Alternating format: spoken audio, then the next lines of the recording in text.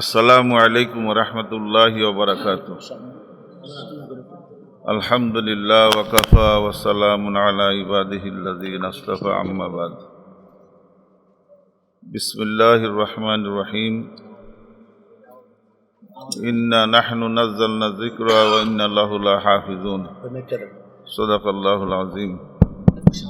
ওয়া ক্বালা an-নাবিয়্যু সাল্লাল্লাহু আলাইহি ওয়াসাল্লাম, তারাকতু ফীকুম আমরাইন লান তাযিল্লু মা তামাসসাকতুম বিহিমা কিতাবাল্লাহ ওয়া সুন্নাতার রাসূল।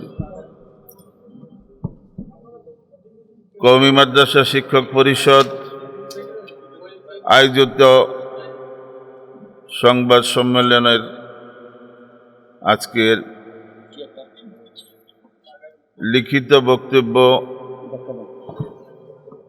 পেশ করতেছি।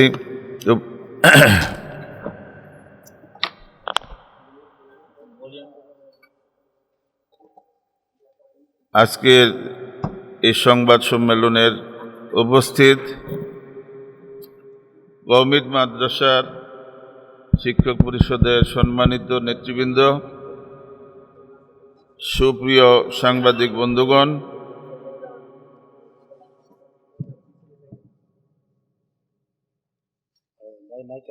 বাংলাদেশ সংবিধানে রাষ্ট্র পরিচালনার মূলনীতি অংশের 8-1 অনুচ্ছেদ সংশোধন করে ধর্মনিরপেক্ষতা ও সমাজতন্ত্র বাতিল করে ইসলামী প্রজাতন্ত্র প্রতিস্থাপিত করা।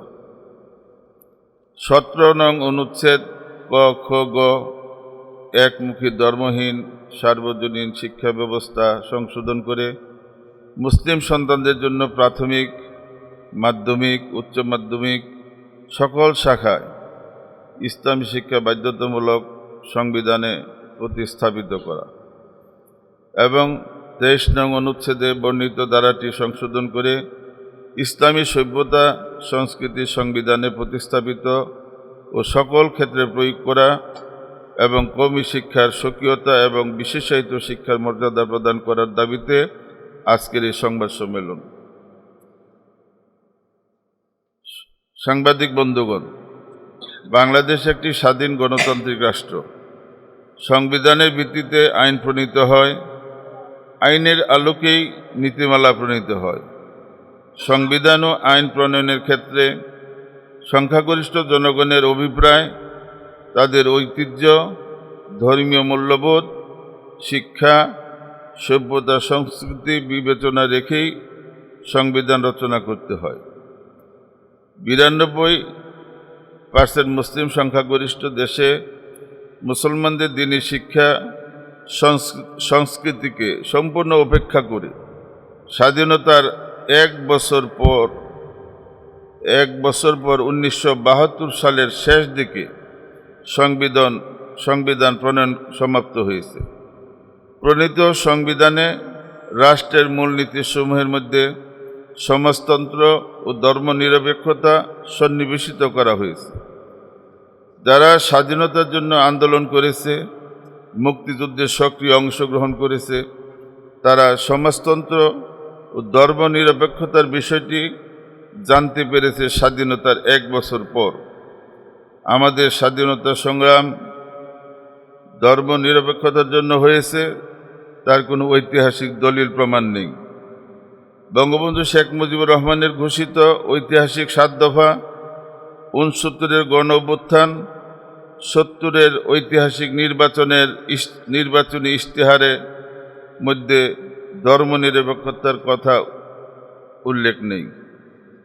মুক্তিযুদ্ধ মন্ত্রণালয়ের ওয়েবসাইটে সেখানে ধর্মনিরপেক্ষতার বিষয়টি কোথাও উল্লেখ নেই।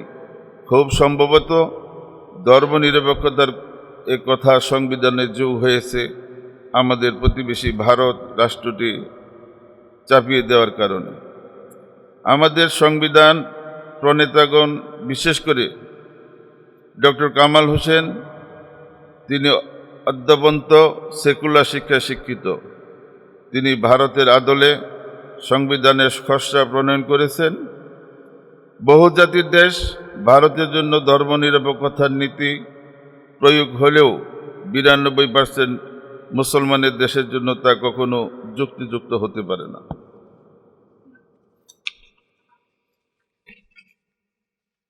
জাতির বিবেক, সাংবাদিকবৃন্দ, আসলে ধর্মনিরপেক্ষতা কি তা সঠিক অর্থে আমাদের বুঝতে হবে। শাসক গোষ্ঠী সেকুলার রাজনৈতিক দলগুলো এর ভুল ব্যাখ্যা বিশ্লেষণ করে থাকেন। ইংরেজিতে সেকুলারিজম শব্দের বাংলা রূপ হচ্ছে ধর্মনিরপেক্ষতা। 2012 সালে বাংলা একাডেমি কর্তৃক প্রকাশিত জনাব জিল্লুর রহমান সিদ্দিকী সম্পাদিত ইংলিশ বাংলা ডিকশনারিতে উল্লেখ করেন, সেকুলার অর্থ পার্থিব, ইহজাগতিক, জড়, জাগতিক, সেকুলার স্টেট। গির্জার সাথে বৈপরীত্যক্রমী রাষ্ট্র। এর অর্থ অনুযায়ী মুসলিম দেশে এর ব্যাখ্যা হবে মসজিদের সাথে বৈপরীত্যক্রমী রাষ্ট্র। অক্সফোর্ড ইংরেজি উর্দু ডিকশনারিতে আছে সেকুলারিজম অর্থ ধর্মহীনতা। উইকিপিডিয়াতে সেকুলারিজমের ব্যাখ্যা করা হয়েছে অ্যান্টি ইসলাম, অর্থাৎ ইসলাম বিরোধী। সংবিধানে রাষ্ট্র পরিচালনার মূলনীতির অংশের 8-1 নং অনুচ্ছেদে সমাজতন্ত্র ও ধর্মনিরপেক্ষতা, মুসলিম সংখ্যাগরিষ্ঠ জনগণের ধর্মীয় অধিকার হরণ করা হয়েছে। সংবিধানে অনুচ্ছেদ 17 রাষ্ট্র অবৈতনিক ও বাধ্যতামূলক প্রাথমিক শিক্ষা ক একই পদ্ধতির গণমুখী ও সার্বজনীন শিক্ষা প্রতিষ্ঠার জন্য এবং আইনের দ্বারা নির্ধারিত স্তর পর্যন্ত সকল বালক বালিকাকে অবৈতনিক ও বাধ্যতামূলক শিক্ষাদানের জন্য। খ সমাজের প্রয়োজনের সহিত শিক্ষাকে সঙ্গতিপূর্ণ করিবার জন্য এবং সেই প্রয়োজন সিদ্ধ করিবার উদ্দেশ্যে যথাযথ প্রশিক্ষণপ্রাপ্ত ও সদিচ্ছার নাগরিক প্রতিষ্ঠার জন্য। গ আইনের দ্বারা নির্ধারিত সময়ের মধ্যে নিরক্ষরতা দূর করিবার জন্য কার্যকর ব্যবস্থা গ্রহণ করিবেন। প্রণিধানযোগ্য বিষয় কোন শিক্ষা গণমুখী ও সার্বজনীন শিক্ষা বিষয়টি সুস্পষ্ট না থাকায়, অর্থাৎ যখন যেমন তখন তেমন শাসকগণ তাদের হীন স্বার্থে ফরমায়েশি শিক্ষা সিলেবাস চালু করে থাকেন। এটাই বিগত 54 বছরের বাস্তবতা। উল্লিখিত বিধান পর্যালোচনা দ্বারা বোঝা যায়, রাষ্ট্রীয়ভাবে ইসলামী শিক্ষা বাধ্যবাধকতা না থাকায় মুসলমানদের অধিকাংশ, যাদের সংখ্যা 99% ইসলামী শিক্ষা থেকে অজ্ঞ এবং বঞ্চিত। ইসলামী শিক্ষা এখন লাইফ সাপোর্টে। এই অবস্থার জন্য দেশের মুসলিম জনসাধারণের মাঝে দিনী সচেতনতার অভাব, ইসলামী শিক্ষাকে না নিজের জন্য প্রয়োজন মনে করে, না তার নিজের সন্তানের জন্য প্রয়োজন মনে করে। হযরত হাসান বসরি রহমতুল্লাহ আলাইহির একটি বাক্য, প্রণিধানযোগ্য বাক্যটি শতভাগ রূপ লাভ করেছে আমালুকুম আম্মালুকুম, আমালুকুম উম্মালুকুম, অর্থ যেমন তোমরা তেমন তোমাদের শাসক। প্রথমত অভিভাবকগণের সাথে দিনের বোঝ না থাকা। প্রতিটি মুসলিম নারী পুরুষের জন্য ইলমে দ্বীন শিক্ষা করা ফরজ। বর্তমানে অধিকাংশ মুসলমান নামাজ রোজাকে ফরজ মনে করে, কিন্তু ইলমে দ্বীন নিজে শিক্ষা করা এবং অধীনস্থদের শিক্ষা দেওয়া এটা ফরজ মনে করে। দ্বিতীয়ত মুসলিম সন্তানদের প্রাথমিক শিক্ষার জন্য যে প্রাথমিক স্কুলে পাঠানো হয়, সেখানে কোনো ধর্মীয় শিক্ষক নাই। যেখানে ঘরে নিজ মা বাবা দিন শিখে নাই, তাদের থেকে সন্তানরাও কিছু শিখে নাই, তাহলে স্কুলে ধর্মীয় শিক্ষা কে দিবে? তৃতীয়ত প্রাথমিক শিক্ষা সিলেবাসে, কারিকুলামে ইসলামিয়াত বিষয়টি ঐচ্ছিকভাবে আছে। পূর্বে শিক্ষা সিলেবাসে বিষয়টা আবশ্যকীয় ছিল। পূর্ববর্তী স্বৈরাচারী সরকার বিষয়টি ঐচ্ছিক করে দিয়েছে। চতুর্থ, বাংলাদেশ দেশের প্রচলিত সংবিধানে শিক্ষা বিষয়ক অনুচ্ছেদে এবং জাতীয় সংস্কৃতি বিষয়ক 17 ও 23 নং অনুচ্ছেদে ইসলামী শিক্ষার কোনো কথা উল্লেখ নেই। সংবিধানে বিষয়টি স্পষ্ট উল্লেখ না থাকার কারণে রাষ্ট্র ধর্ম ইসলাম থাকার পরও দ্বীনি শিক্ষার আইনগত বাধ্যবাধকতা নেই, যার ফলশ্রুতিতে রাষ্ট্রীয় মূলনীতি ধর্মনিরপেক্ষতা নীতিটাই সকল ক্ষেত্রে অনুসরণ করা হয়। ইসলামী শিক্ষা সুস্পষ্ট উল্লেখ না থাকার কারণে যখন যে সরকার ক্ষমতায় আসেন তখন ওই সরকারের মাধ্যমে যারা শিক্ষানীতি করেন তাদের মধ্যে দ্বীনি বিদ্বেষী মন মানসিকতার কারণে অথবা শিক্ষা ও সংস্কৃতি আগ্রাসনের মদতদাতা শক্তি ধর্মহীন শিক্ষা প্রণয়নে ও কারিকুলাম বাস্তবায়নে পশ্চিমা শিক্ষাবিদগণকে বিগত সরকার সমূহ দায়িত্ব প্রদান করেছেন। না আছে তাদের মধ্যে দ্বীনের বুঝ, না চেতনা, না আছে দ্বীনি শিক্ষা। স্বাধীনতার পর থেকেই তারা পশ্চিমাদের এজেন্ডাই বাস্তবায়ন করে যাচ্ছেন। পাশ্চাত্য শিক্ষার সেবাদাসগণ ইসলাম শিক্ষাকে যুগোপযোগী করার কথা বলে। ইসলাম সকল সময়ের জন্য যুগোপযোগী। ইসলাম যুগের সাথে চলে না, বরং তা যুগের আগে চলে, যুগ ও সময়কে পথ দেখায়। আগে চলে রাহাবারি করে। শিক্ষা হতে হবে আল্লাহর কর্তৃক নির্দেশিত, আল্লাহ তাআলার পক্ষ থেকে মানব জাতির প্রতি সর্বপ্রথম ওহী, পর তোমার প্রভুর নামে যিনি তোমাকে সৃষ্টি করেছেন। দুনিয়াবাসীর ইলমে দ্বীন আল্লাহ তাআলা সবচেয়ে বড় নিয়ামত, যার গুরুত্ব না দেওয়ার কারণে এই নিয়ামত থেকে মুসলমান বঞ্চিত হয়ে নামে মাত্র মুসলমান পরিণত হয়েছে। শিক্ষা আর স্রষ্টার মাঝে সম্পর্কে যে বাঁধন ছিল, এলেম ও স্রষ্টার মধ্যে যে সম্পর্কের সেতু বন্ধন কায়েম হয়েছিল, কালের পরিক্রমায় ধীরে ধীরে একসময় সে বাঁধনের সুতা ছিঁড়ে যায়। পৃথিবীর জ্ঞান বিজ্ঞান তার প্রকৃত দিশা ও সঠিক গন্তব্য হারিয়ে ফেলে। এ ধরনের শুধু জাগতিক শিক্ষায় শিক্ষিতরা মানবিক মানুষ খুবই কম থাকে। এ ধরনের শিক্ষিতদের মাধ্যমে মানবতা বিধ্বংসী কাজে তাদের মেধা মনন নিঃস্বার্থে কাজে লাগান। রাষ্ট্রের সম্পদ লোপাট, অফিস আদালতের দুর্নীতি তাদের দ্বারা জনগণের কল্যাণের পরিবর্তে অকল্যাণই বেশি হয়ে থাকে। পঞ্চমত, স্বার্থান্বেষী রাজনৈতিক মহলের নির্বাচনোত্তর প্রতিশ্রুতি রক্ষা না করা। আমাদের অধিকাংশ রাজনৈতিক নেতৃবৃন্দ নির্বাচনের পূর্বে দেশের জনগণের ধর্মীয় অনুভূতিকে কাজে লাগায়। তাদের দলকে ধর্মীয় মূল্যবোধের বিশ্বাসী দল হিসেবে প্রচার করে। মসজিদ মাদ্রাসার উন্নয়ন, বুজুর্গদের কাছে দৌড়াদৌড়ি করে, তাদের মাজার জিয়ারতের মাধ্যমে নির্বাচনী কর্মকাণ্ড শুরু করে। প্রতিশ্রুতি দিয়ে থাকেন তার দল ক্ষমতায় গেলে ইসলাম বিরোধী কোনো আইন করবেন না, পূর্বে কারোর দ্বারা হয়ে থাকলে তা বাতিল করবেন, কিন্তু নির্বাচনে নির্বাচিত হয়ে ক্ষমতার মসনদে বসে শুধু আলু ডাল চাল নিয়ে ব্যস্ত থাকেন। দীর্ঘদিন মজলুম জুলুম অত্যাচারের শিকার একটি দল ক্ষমতায় বসেই মন্ত্রিসভা গঠনে জাতিকে হতাশ করেছে। তা এদেশের তৌহিদে জনতার হৃদয়ে রক্তক্ষরণের কারণ হয়েছে। শিক্ষা মন্ত্রণালয়ের দায়িত্বপ্রাপ্ত মন্ত্রীবর্গের শিক্ষা পরিকল্পনা হলো এ প্রজন্মের শিক্ষার মডেল হবে আমেরিকা, ফ্রান্স, ইংল্যান্ডের আদলে। মন্ত্রী মহোদয়গণ কওমি শিক্ষা সংস্কার করবেন বলে বিভিন্ন সভা সমাবেশে বলে থাকেন।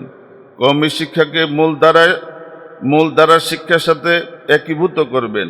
কওমি শিক্ষা সংস্কার করে কারিগরি শিক্ষা যুক্ত করে কওমি শিক্ষা সিলেবাসে অন্তর্ভুক্ত করবেন। কওমি শিক্ষার প্রতিটি স্তরে মাধ্যমিক, উচ্চ মাধ্যমিক উচ্চশিক্ষা, স্কুল, কলেজ, আলিয়া মাদ্রাসার মতো সনদের স্বীকৃতি প্রদান করবেন।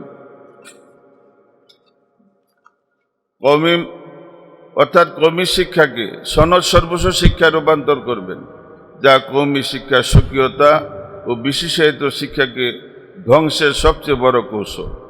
আমাদের মতে যদি কওমি শিক্ষায় কোনো পরিবর্তন আনতে হয় চান, মুষ্টিমেয় কয়েকজন দরবারি পদলোভী আলেমদের মতামতে তা গ্রহণযোগ্য হবে না। এদেশে এখনো অনেক কওমি গণনার স্কলার, মুহাক্কিক, বুজুর্গ ওলামায়ে কেরাম আছেন।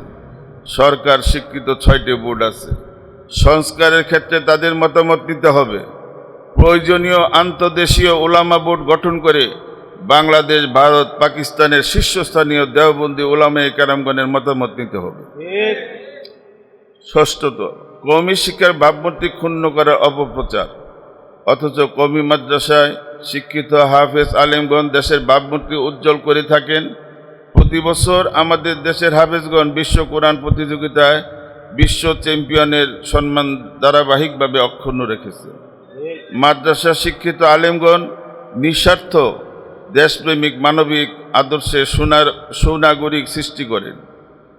কওমি ঘরানার আলেমগণ দেশের প্রতিটি অঞ্চলে মসজিদ, মাদ্রাসা প্রতিষ্ঠা করা, ইমামতি, বিবাহ শাদী, কাফন দাফন, জানাজা এই আলেমগণই করে থাকে। জাতীয় দুর্যোগের সময়, বিশেষভাবে কোভিড-19 সময়ে কওমি ওলামায়ে কেরামগণ জীবন বাজি রেখে কোভিডে আক্রান্ত হয়ে যারা মারা গেছেন তাদের কাফন দাফনের ব্যবস্থা করেছেন। তখন মৃত ব্যক্তির কাছে তার স্বজনরা উপস্থিত থাকতেন না। দেশে কোনো যোগ্য কওমি আলেম বেকার নেই।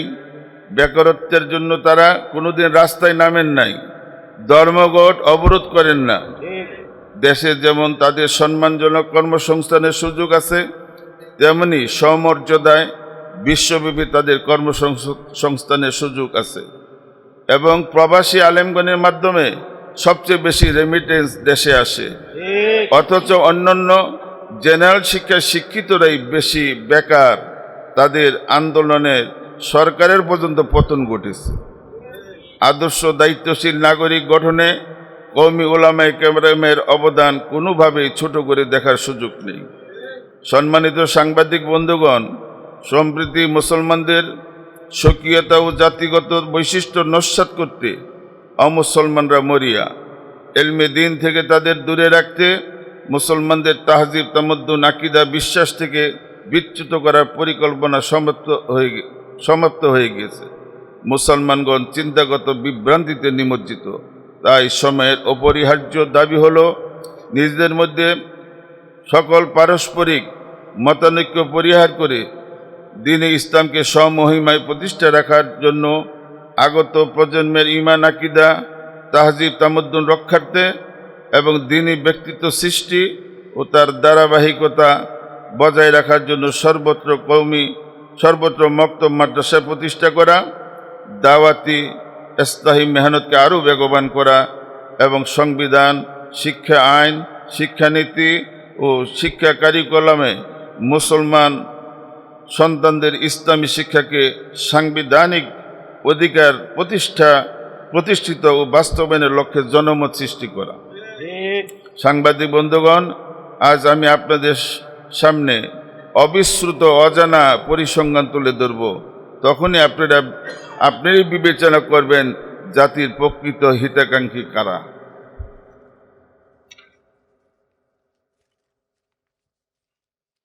কওমি ও সাধারণ শিক্ষার্থীদের তুলনামূলক অপ্রকাশিত আনুমানিক সরকারি পদে অনুদানের পরিসংখ্যান।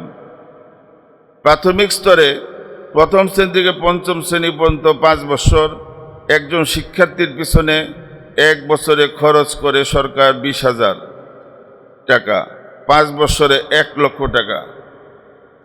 মাধ্যমিক স্তরে ষষ্ঠ থেকে দশম শ্রেণী পর্যন্ত 5 বছর একজন শিক্ষার্থীর পিছনে 1 বছরে খরচ করে 25,000 টাকা, 5 বছরে 1,25,000 টাকা।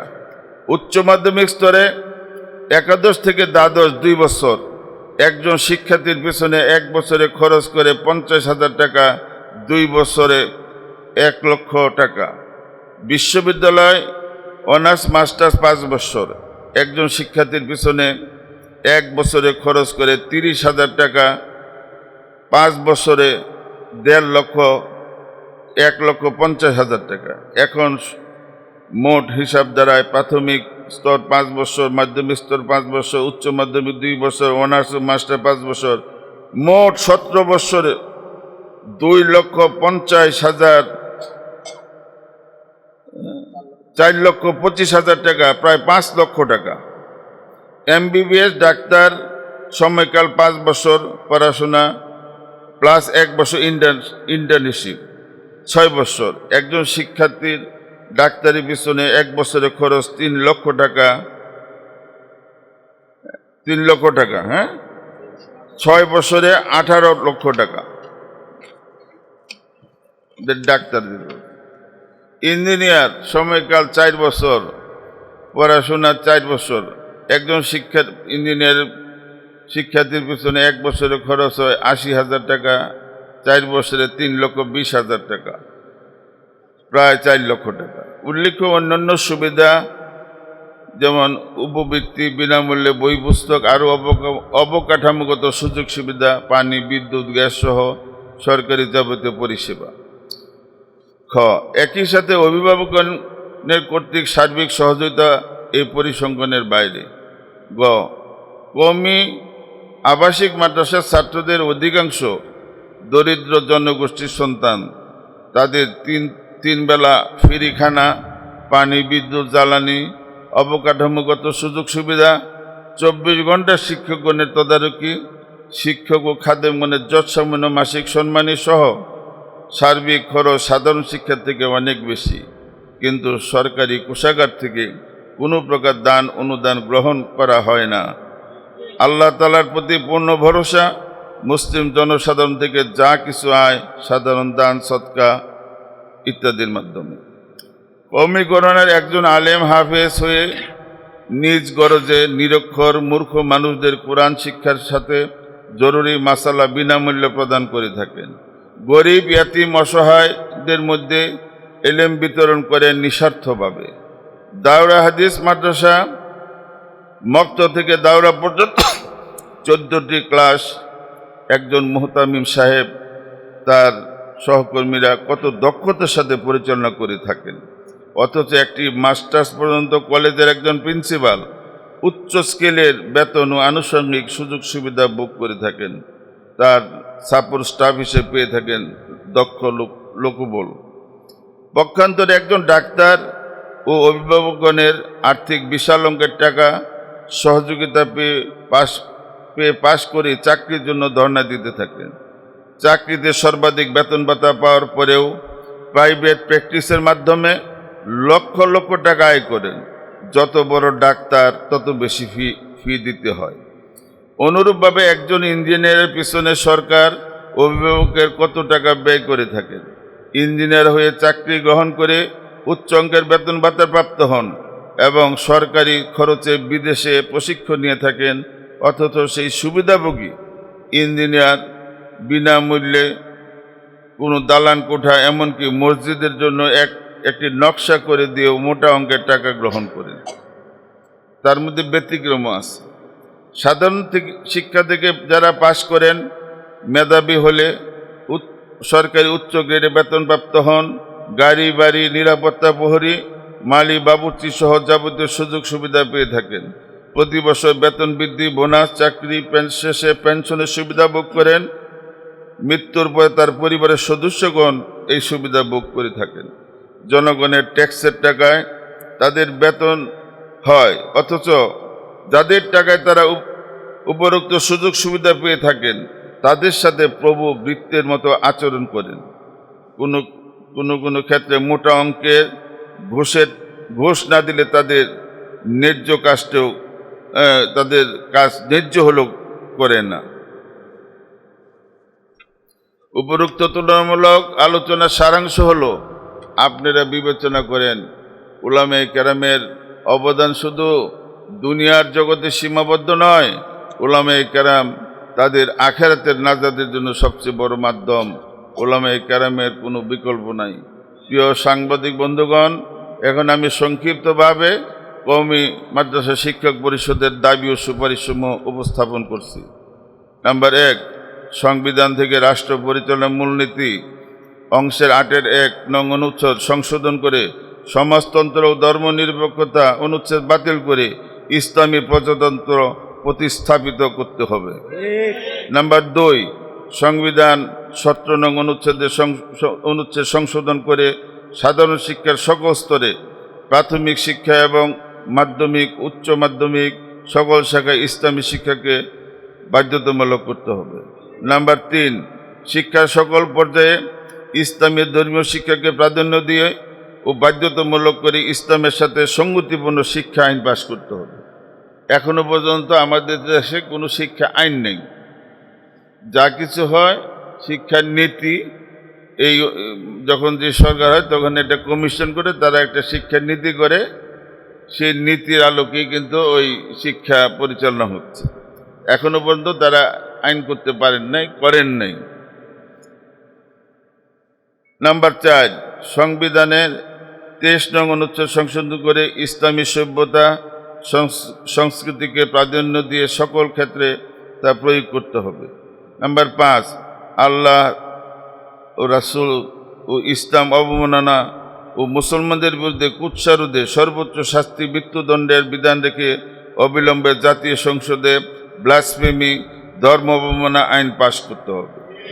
নবী রাসূলগণের কল্পিত ছবি, বানোয়াট ইতিহাস, বিকৃত ছায়াছবি সামাজিক মাধ্যমে প্রচার বন্ধ করতে হবে। নাম্বার 6, ওয়াকফ আইন সংশোধন করে এমনভাবে আইনটি প্রণয়ন করা যাতে ওয়াকফ প্রশাসক কোনোভাবেই ব্যাপক ভিত্তিক গণশুনানি ব্যতীত ওয়াকিব, মুতাল্লি ও ওয়াকফ সম্পত্তির বিষয়ে কোনোভাবেই হস্তক্ষেপ করতে না পারে এবং ওয়াকফ দলিলের রেজিস্ট্রেশন খরচ, হেবা বিষয়ে ঘোষণাপত্র দলিল রেজিস্ট্রেশন খরচের মতোই নির্ধারণ করা হয়।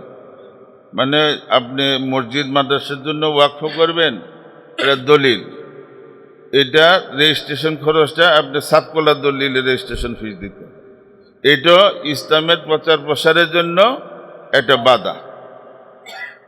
নাম্বার 7, মুসলমানদের ব্যক্তিগত বিষয়াদি যথা বিবাহ, তালাক, দিনমোহর, ভরণ-পোষণ, অভিভাবকত্ব, মিরাস, ওয়াকফ সম্পত্তির ব্যবস্থাপনা সহ যাবতীয় বিষয়দের জন্য জেলায় জেলায় শরিয়া আদালত প্রতিষ্ঠা করা।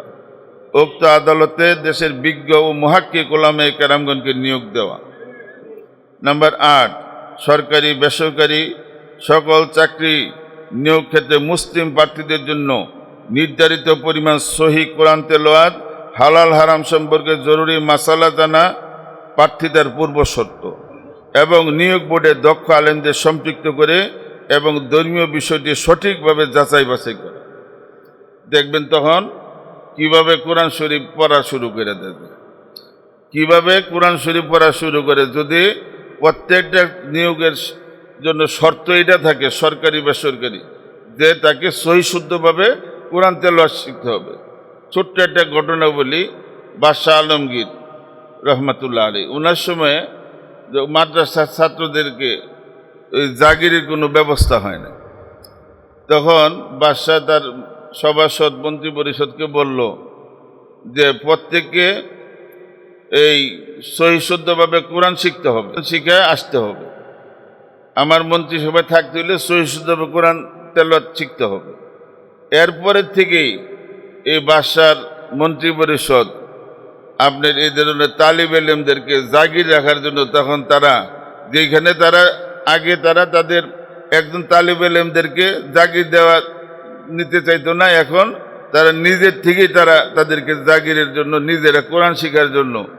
যখন আমাদের দেশের এই চাকরির শর্ত মধ্যে সহি কোরআন তেলাওয়াত, হালাল হারামের মাসালা যখন আসবে, তখন দেখবেন এই বড় লোকের ছেলেরা কিভাবে কোরআন শরীফ পড়া শুরু করে। কওমি শিক্ষা,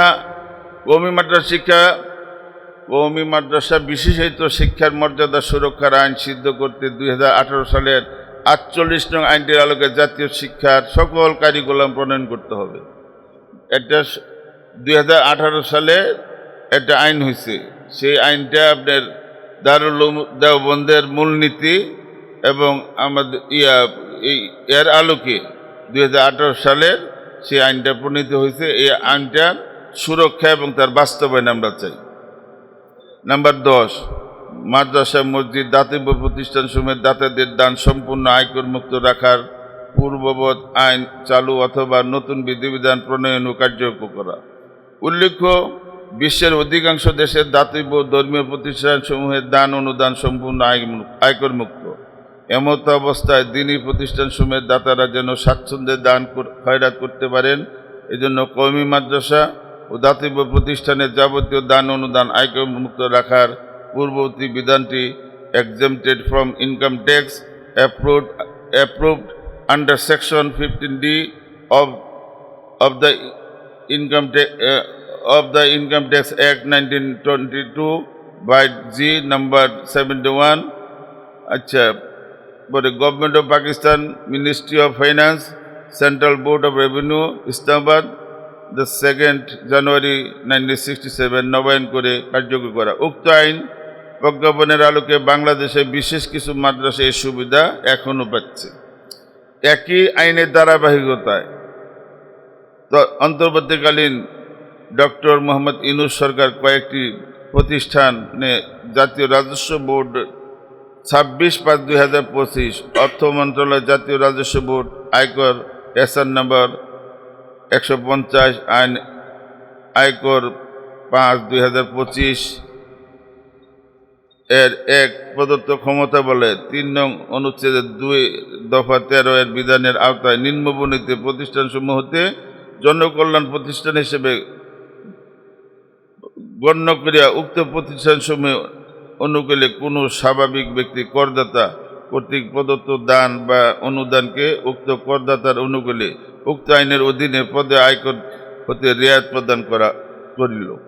যথা যে সমস্ত প্রতিষ্ঠানগুলিকে ইউনূস সরকার সেভ করছিলেন, এগুলি হলো 1 number Bangladesh thalassemia foundation, number 2 Mastul foundation, number 3 SOS children village international in Bangladesh, number 4 রোগী কল্যাণ সমিতি, নাম্বার 5 বাংলাদেশ জাতীয় বৌদ্ধিক সংস্থা, নাম্বার 6 গণস্বাস্থ্য কেন্দ্র, নাম্বার 7 ঢাকা হাসানিয়া মিশন।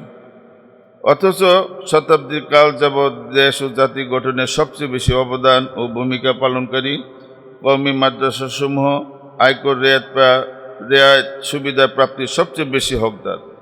উক্ত আইনের অধীনে দেশের সকল কওমি মাদ্রাসা দান অনুদান আয়কর মুক্ত করতে হবে।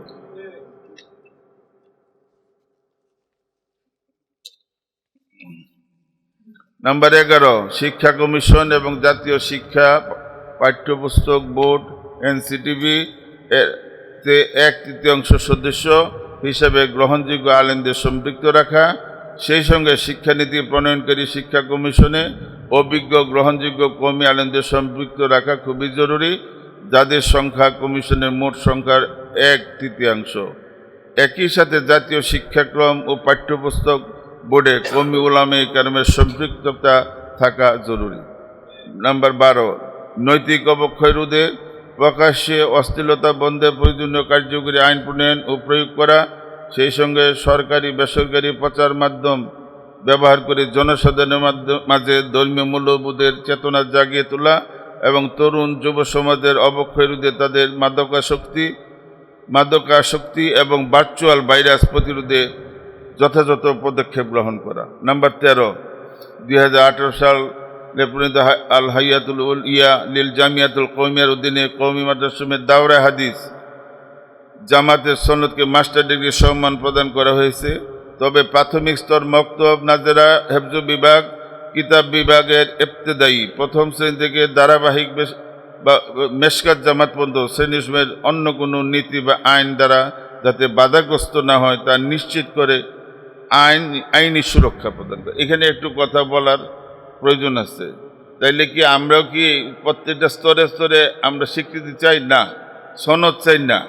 কিন্তু বিগত সরকার আপনারা জানেন তারা একমুখী শিক্ষা এটা চালু করছিল, এবং একমুখী শিক্ষা মানে হইল প্রাথমিক শিক্ষা থেকে যারা শুরু করছে 8ম শ্রেণী পর্যন্ত একই সিলেবাস, স্কুল, মাদ্রাসা, সরকারি আলিয়া মাদ্রাসা, কওমি মাদ্রাসা এবং সাধারণ শিক্ষা 8ম শ্রেণী পর্যন্ত একই সিলেবাস পড়ে। এবং তারা সেই সিলেবাসটা তারা রচনা করছিলেন। সেই সিলেবাসটা ছিল হিন্দুত্ববাদী, ডারউইনের মতবাদ, হোমোসেক্স, এরকমভাবে আপনার এই সমস্ত দিয়ে তারা সিলেবাসও করছিল 2023 সালে। সেই সময় এটা আমরা প্রতিবাদ করছি, তারপরে সরকার সেটা থেকে পিছু হতে বাধ্য হয়েছে। নাম্বার 14, মুসলিম জনসাধারণের মধ্যে কোরআন ও নামাজ শুমারি করে প্রয়োজনীয় ক্ষেত্রে মসজিদ ভিত্তিক মক্তব মাদ্রাসায় বয়স্ক পুরুষ, মহিলা ও শিশু কিশোরদের কোরআন শিক্ষা নিশ্চিত করা এবং নামাজি বানানোর জন্য দাওয়াতি মেহনত চালু করা। নাম্বার 5, নাম্বার 15, কাদিয়ানি সশস্ত্র সংগঠন, কাদিয়ানি ও সশস্ত্র সংগঠন, কুফরি আকীদা পোষণকারী সংগঠন হিজবুত তাওহীদ সংগঠনটি নিষিদ্ধ ঘোষণা করে অনতিবিলম্বে তাদের সকল তৎপরতার বন্ধ করতে হবে, অন্যথায় সাম্প্রদায়িক সম্প্রীতি বিনষ্ট হওয়ার সমূহ সম্ভাবনা রয়েছে। 16, কুরবানির চামড়ার মূল্য গরিব মানুষের হক। এখন এই চামড়া যদি উচ্চ মূল্যে বিক্রি হয় তবে সে টাকার দ্বারা দরিদ্র জনগোষ্ঠী উপকৃত হবে এবং কওমি মাদ্রাসার ছাত্র শিক্ষকগণ কুরবানির কাজে সহযোগিতা করলে কুরবানি পশুটি মাসালা মোতাবেক জবাই হবে। কেননা যদি পশু মাসালা মোতাবেক জবে না হয় তবে হালাল পশু হারাম হয়ে যায়। নাম্বার 17, দেশের সকল কওমি মাদ্রাসায় গ্যাস বিদ্যুৎ সংযোগ প্রদান করে সাশ্রয়ী মূল্য নির্ধারণ করতে হবে। 18, ভারত সহ বিশ্বের সকল নির্যাতিত মুসলিম ভাইদের সাহায্যার্থে আর্থিক সাহায্য ও কূটনৈতিক তৎপরতা অব্যাহত রাখা। প্রিয় সাংবাদিক বন্ধুগণ, আজকের সংবাদ সম্মেলনে আপনাদের স্বতঃস্ফূর্ত উপস্থিতি ও আন্তরিক সহযোগিতার জন্য কওমি মাদ্রাসা শিক্ষক পরিষদের পক্ষ থেকে আন্তরিক মোবারকবাদ এবং একই সঙ্গে উপরিল্লিখিত সুপারিশ ও দাবি সমূহের পক্ষে জনমত সৃষ্টি ও ব্যাপক প্রচারের জন্য আপনাদের আন্তরিক ভূমিকা ও সহযোগিতা কামনা করছি। আল্লাহ আমাদের সহায় হন। পরিশেষে আমাদের পঠিত বক্তব্য যারা ধৈর্য ধরে শুনেছেন তাদের প্রতি কৃতজ্ঞতা জানিয়ে আমি আমার বক্তব্য শেষ করছি। ধন্যবাদ অধ্যক্ষ মোহাম্মদ মিজানুর রহমান চৌধুরী, সভাপতি কওমি মাদ্রাসা শিক্ষক পরিষদ। ধন্যবাদ আপনাদের সকলে। যদি আপনাদের কোনো কথা থাকে বলতে পারেন, বলেন। জি,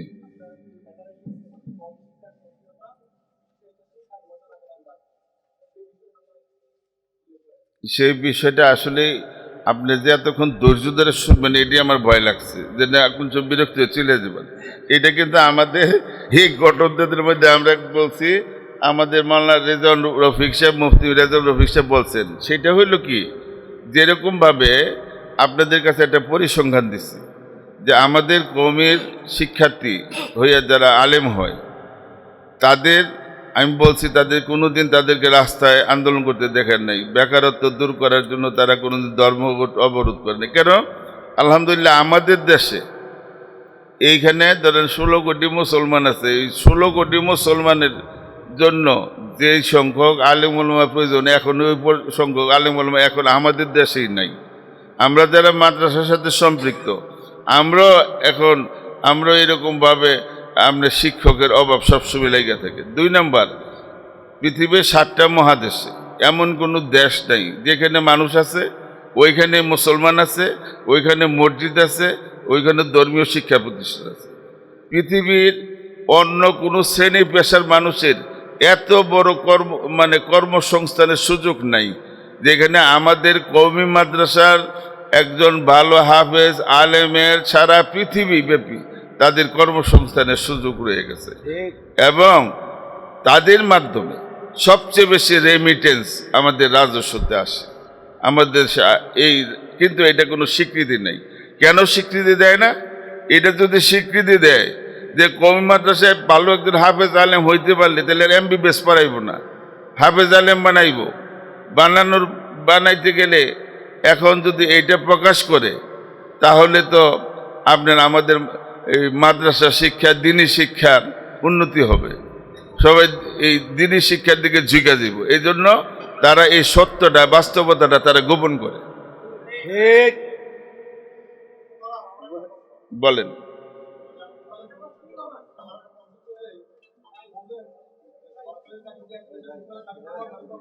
জি জি জি জি জি, হ্যাঁ হ্যাঁ বলছি, বলেন। এটা এটা বলছি, এটা উল্লেখ আছে ভাই, মুসলমানদের জন্য। এবং মুসলমানদের সন্তানদের জন্য বাধ্যতামূলক কোরআন শিক্ষা। এটা সব সব ধর্মের, প্রত্যেকের ধর্মের জন্য যার যার ধর্ম। বলেন। আর কারো প্রশ্ন আছে কি?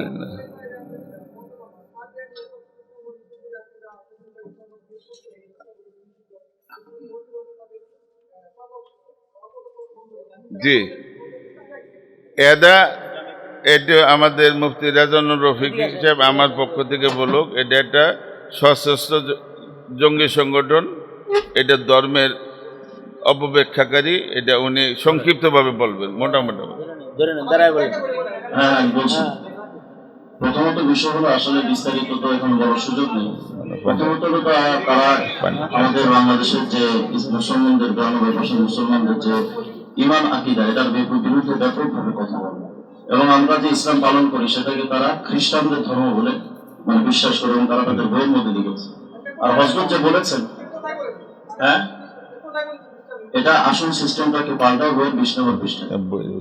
হ্যাঁ, আর সবচেয়ে বড় যে ব্যাপারটা সেটা হলো, তারা যে হুজুর যে বলেছেন তারা সশস্ত্র সংগঠন। ইসলামের প্রকৃত রূপরেখা বইয়ের 40 নম্বর পৃষ্ঠায় তারা লিখছে, মুমিনের ইমানদারের তলোয়ারের অর্থ অস্ত্রের সঙ্গে সম্পর্ক নেই, তিনি কোনো দরজা দিয়ে জান্নাতে প্রবেশ করতে পারবেন। তার মানে হলো, এবং আরো এখানে অনেকগুলো প্রশ্ন আছে, আসলে অল্প সময় বলা তো কষ্টকর। ইসলামের প্রকৃত রূপরেখা বইয়ের 16 নম্বর পৃষ্ঠার মধ্যে আছে। এবং এই যে বইটা ইসলামের প্রকৃত রূপরেখা বই, এখানে স্পষ্ট তারা লিখছে যে ইমানদারের অস্ত্রের সাথে এবং যে যোদ্ধা নয় সে ইসলামের প্রাথমিক সদস্য হতে পারবে না।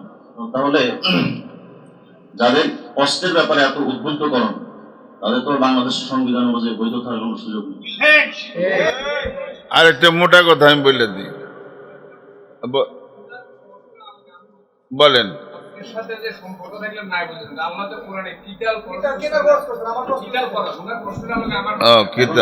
এটাকে মেনে নেন যে বাংলাদেশে আপনারা অস্ত্রের ব্যাপারে বৈধতা দিচ্ছেন, এটাকে মেনে নেন, তারপর আমরা এটা জব দিব। হ্যাঁ হ্যাঁ, শোনেন, জিহাদ কিতালের সংজ্ঞা কি, এটা পুরনো সুন্দর এবং সহি ব্যাখ্যা কি সেটা আমি বলি। হ্যাঁ, কিন্তু আপনারা যেটা হিজবুত তাওহীদ যেটা বলছে সেটা হলো যে ইমানদারের, কোন মুজাহিদের কথা বলা হয়নি, বা ইসলাম রাষ্ট্র কায়েম হওয়ার পরের কথা বলা হয়নি, বরং তারা বলছে যে ইমানদারের অস্ত্রের সাথে সম্পর্ক নেই সে কোনো দরজা দিয়ে জান্নাতে পারবে না। এর জন্য ইসলামী রাষ্ট্র ব্যবস্থা, ইসলামী হুকুমত, ইসলামী হুকুমত সরকার দরকার, সেটা হবে তারপরে না, ইসলামী আদালত দরকার। বলছেন যেটা হিজবুত তাওহীদ যেটা বলছে যে কোনো সদস্য, মানে যে কোনো মুসলমান অস্ত্রের সাথে সম্পর্ক না থাকলে তার কোনোভাবেই মোমেন হওয়ার সুযোগ নেই। তাহলে এটাকে বাংলাদেশ সংবিধান অনুযায়ী, আমি আপনাকে বলছি, ইসলাম পবিত্র রূপরেখা বই টোটালটা পড়ে 16 নম্বর পৃষ্ঠা, 48 নম্বর পৃষ্ঠা, 59 নম্বর পৃষ্ঠা, এগুলো টোটালটা আছে।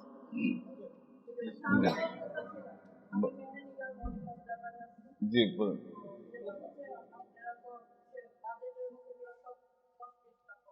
জি, ধন্যবাদ।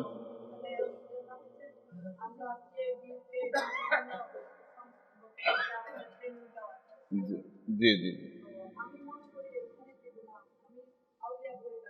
মাশাআল্লাহ, জি জি,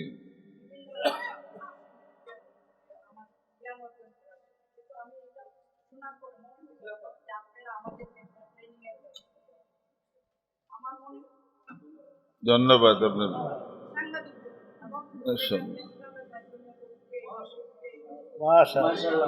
আপা, আপনার প্রস্তাবটা অত্যন্ত সুন্দর প্রস্তাব।